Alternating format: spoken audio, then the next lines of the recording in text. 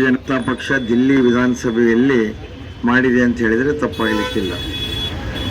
ಇವತ್ತು 15 ವರ್ಷಗಳ ಕಾಲ ಶೀಲಾ ದೀಕ್ಷಿತ್ ಅವರ ಆಡಳಿತ, ಸುಮಾರು 12 ವರ್ಷಗಳ ಕಾಲ ಕೇಜ್ರಿವಾಲ್ ಅವರ ಆಡಳಿತ, 27 ವರ್ಷಗಳ ನಂತರ ದಿಲ್ಲಿಯಲ್ಲಿ ಕಮಲ ಅರಳಿದೆ. ಇದಕ್ಕೆ ಕಾರಣ ನಮ್ಮ ಪ್ರಧಾನಮಂತ್ರಿಗಳಾದ ನರೇಂದ್ರ ಮೋದಿ ಅವರು ಹಾಗೂ ಅಲ್ಲಿಯ ಕಾರ್ಯಕರ್ತರು. ಅವ ಕೇಜ್ರಿವಾಲ್ ಭಾಷಣ ಮಾಡ್ತಿದ್ದ, ಈ ಜನ್ಮದೊಳಗೆ ನರೇಂದ್ರ ಮೋದಿ ನೀನು ಸೋಲ್ಸಕ್ಕಾಗೋದಿಲ್ಲ, ನನ್ನ ಸೋಲಿಸ್ಬೇಕಾದ್ರೆ ಮುಂದಿನ ಜನ್ಮಕ್ಕೆ ಬರಬೇಕು ನೀವಂತ ಭಾಷಣ ಮಾಡ್ತಿದ್ದ. ಇವತ್ತು ಅತ್ಯಂತ ಭ್ರಷ್ಟ ವ್ಯಕ್ತಿ. ಡಾಕ್ಟರ್ 25 ಕೋಟಿ ಹೇಳಿದರು. ಅದು ಮುಖ್ಯಮಂತ್ರಿಗಳ ನಿವಾಸ, ಅದು ಬ್ರಿಟಿಷರ ಕಾಲದಲ್ಲಿ ಕಟ್ಟಿದ್ದು. 50 ಕೋಟಿ ಅದಕ್ಕೆ ಖರ್ಚು ಮಾಡಿ ಸೀಸ್ ಮಹಲ್ ಮಾಡಿ ಅಲ್ಲಿ ವಾಸ ಮಾಡಿದ್ದ. ಅಣ್ಣಾ ಹಜಾರೆ ಅವರ ಚಳವಳಿಯ ಭಾಗವಾಗಿ ಬಂದಂಥ ವ್ಯಕ್ತಿ ಅತ್ಯಂತ ಪರಿಶುದ್ಧವಾಗಿರಬೇಕಾಗಿತ್ತು. ಆದರೆ ಅಣ್ಣಾ ಹಜಾರೆ ಅವರಿಗೆ ವಿರುದ್ಧವಾಗಿ ನಡ್ಕೊಂಡು ಅತ್ಯಂತ ಇತಿಹಾಸದಲ್ಲಿ ಯಾರಾದರೂ ಭ್ರಷ್ಟ ಮುಖ್ಯಮಂತ್ರಿ ಇದ್ರೆ ಅದು ಕೇಜ್ರಿವಾಲ್ ಅನ್ನುವಷ್ಟ ಮಟ್ಟಿಗೆ ಕೆಟ್ಟ ಹೆಸರನ್ನು ತಂದುಕೊಂಡು ಇವತ್ತು ಅವನೂ ಸೋತ. ಆ ಮನೀಶ್ ಸಿಸೋಡಿಯಾ ಅವರ ಮಂಡಳದಲ್ಲಿದ್ದಂಥ ಅನೇಕ ದಿಗ್ಗಜರು ಕೂಡ ಸೋತು ಸುಣ್ಣವಾಗಿ ಹೋಗಿದ್ದಾರೆ. 48 ಸೀಟುಗಳು, 70ರಲ್ಲಿ 48 ಸೀಟುಗಳನ್ನು ಗೆದ್ದು ಭಾರತೀಯ ಜನತಾ ಪಕ್ಷ 2/3 ಬಹುಮತ ಪಡೆದುಕೊಂಡು ನಿಚ್ಚಳವಾದಂಥ ಒಂದು ಬಹುಮತದ ಸರ್ಕಾರವನ್ನು ರಚನೆ ಮಾಡ್ತದೆ. ಯಮುನಾ ನದಿಯನ್ನು ಸ್ವಚ್ಛ ಮಾಡ್ತೀನಿ ಅಂತ ಅಧಿಕಾರಕ್ಕೆ ಬಂದು ಮೊದಲಿನಕ್ಕಿಂತ ಹೆಚ್ಚು ಹೊಲಸು ಮಾಡಿಬಿಟ್ಟ ಯಮುನಾ ನದಿ. ಇವತ್ತು ಯಾವ ರೀತಿ ಗಂಗಾ ನದಿ ಸ್ವಚ್ಛ ಆಗಿದೆ, ನಮ್ಮ ಸರ್ಕಾರ ಅಲ್ಲಿ ಯಮುನಾ ನದಿಯನ್ನು ಸ್ವಚ್ಛ ಮಾಡುವಂಥ ಭಾಳ ದೊಡ್ಡ ಚಾಲೆಂಜನ್ನು ತಗೊಂಡಿದೆ.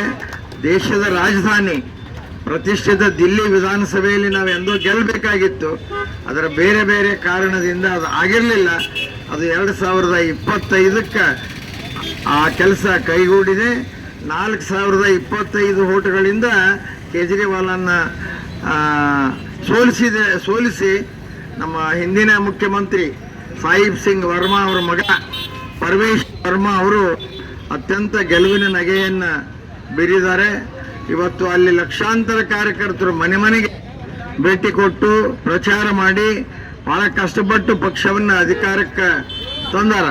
ಇವತ್ತು ಹೆಚ್ಚು ಕಡಿಮೆ ಬಿಹಾರದಲ್ಲಿ ಚುನಾವಣೆ ಬರ್ತದೆ ನಾಳೆ ಅಕ್ಟೋಬರ್ ನವೆಂಬರ್ದಲ್ಲಿ. ಅಲ್ಲಿಯೂ ಕೂಡ ಅತ್ಯಂತ ಹೆಚ್ಚಿನ ಪ್ರಮಾಣದಲ್ಲಿ ಯಾವ ರೀತಿ ಮಹಾರಾಷ್ಟ್ರದಲ್ಲಿ ನಾವು ಗೆದ್ದೀವಿ ಅದೇ ರೀತಿ ಬಿಹಾರದ ಚುನಾವಣೆಯಲ್ಲಿ ಕೂಡ ನಾವು ಗೆಲ್ತೇವೆ. ಅಂದರೆ ಇಡೀ ಮಹಾರಾಷ್ಟ್ರದಿಂದ ಆ ಕಡೆ ಏನಿದೆ ಪೂರ್ತಿ ಭಾರತೀಯ ಜನತಾ ಪಕ್ಷದ ಕಮಲ ಅರಳುತ್ತಾ ಇದೆ.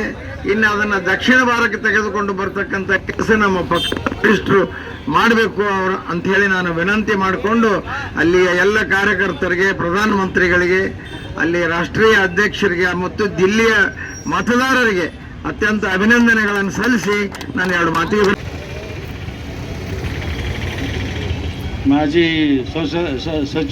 ಮಾಜಿ ಶಾಸಕರಾದ ಸನ್ಮಾನ್ಯ ಶ್ರೀ ವೀರೇಂದ್ರ ಚಂದ್ರಮಟ್ಟವರವರೇ ಹಾಗೂ ನಮ್ಮ ವಿಧಾನಸಭಾ ಕ್ಷೇತ್ರದ ಎಲ್ಲ ಪದಾಧಿಕಾರಿಗಳೇ, ಇವತ್ತಿನ ದಿವಸ ಕಾಂಗ್ರೆಸ್ನವರ ಮುಖ ನೋಡ್ಬೇಕಾಗಿತ್ತು ನಾವು ಟಿವಿದೊಳಗೆ. ಯಾಕಂದ್ರೆ ಒಬ್ರು ಕಾಣುವಲ್ರಾಗ್ಯಾರ. ಅವರು ಯಾವ ರೀತಿ ಆಗೈತೆ ಅಂದ್ರೆ 3 ಸಲ zero performance, hattrick 0 first time in the history of India ಬಂದಿದ್ರು. ಈಗ ಹೇಳಿ ಹೆಸರಿಡುವಂಥ ಪರಿಸ್ಥಿತಿ ಕಾಂಗ್ರೆಸ್ನವರು ಬಂದೈತೆ. ಅದೇ ರೀತಿ ನಮ್ಮ ಕಸಬರ್ಗಿಯ ಇವರು ಆಮ್ ಆದ್ಮಿ ಪಕ್ಷದ ಹಿರಿಯರು ಸುಮಾರು 25 ಕೋಟಿ ಒಂದು ಮನೆಯಲ್ಲಿ ಕಳಿಸಿದ್ದಾರೆ. ಜೈಲಿಗೆ ಬಿದ್ದರೂ ಸಹಿತ ಅವರು ರಾಜೀನಾಮೆ ಕೊಡಲಿಲ್ಲ. ನ್ಯಾಯಕ್ಕೆ ನಮ್ಮ ನ್ಯಾಯಾಲಯಕ್ಕೆ ಅನ್ಯಾಯ ಮಾಡಿದಂಥ ಒಬ್ಬ ವ್ಯಕ್ತಿ ಅಂದ್ರೆ ಕೇಜ್ರಿವಾಲ್ ಸಾಹೇಬ್. ಅವ್ರ ಬಗ್ಗೆ ಬಹಳ ಎಲ್ಲ ಜನ ಇದು ಮಾಡ್ತಾ ಇದ್ರು.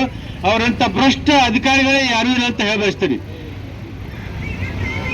ಇಲ್ಲಿ ಮಾತಾಡ್ಲಿಕ್ಕೆ ಅನುವು ಮಾಡ್ಕೊಂಡು